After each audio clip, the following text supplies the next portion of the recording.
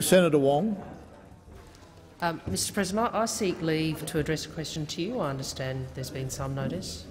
Is leave granted? Leave is granted. Senator Wong.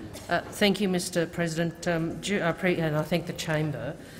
During question time today, senators would have received by email an information circular in relation entitled "Access Changes to the Private Areas and to the Chamber Galleries in Australian and the APH."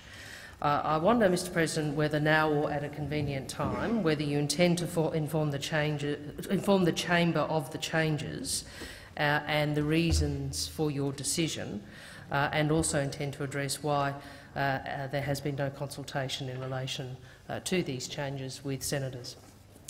Thank you, Senator Wong. I'm happy to address that matter now.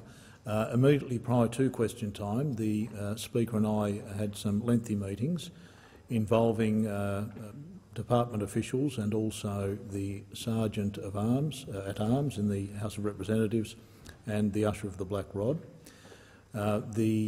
It was decided that as an interim measure, not a permanent measure, but an interim measure whilst we were awaiting further advice from specialist agencies in relation to identification upon entering this building and clear identification whilst remaining in the building as a security measure, and also as a management measure in relation to the public galleries and control of the public galleries, that we would implement a number of measures.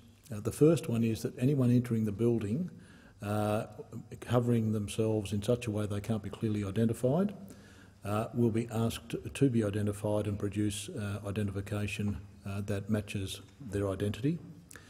If people have a cultural or religious sensitivity in relation to this, they will be given the privacy and sensitivity that is required in relation to that identification.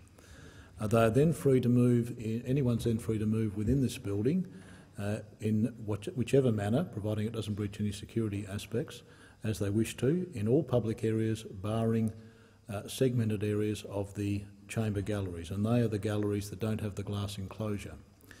If people don't wish to be readily identified in the galleries of each chamber, they may use the galleries that are fully enclosed in glass.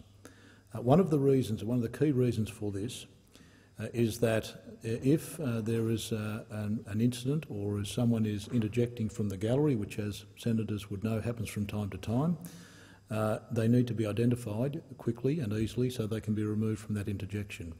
Or if they are asked to be removed from the gallery, we need to know who that person is so they can't return to the gallery, disguised or otherwise.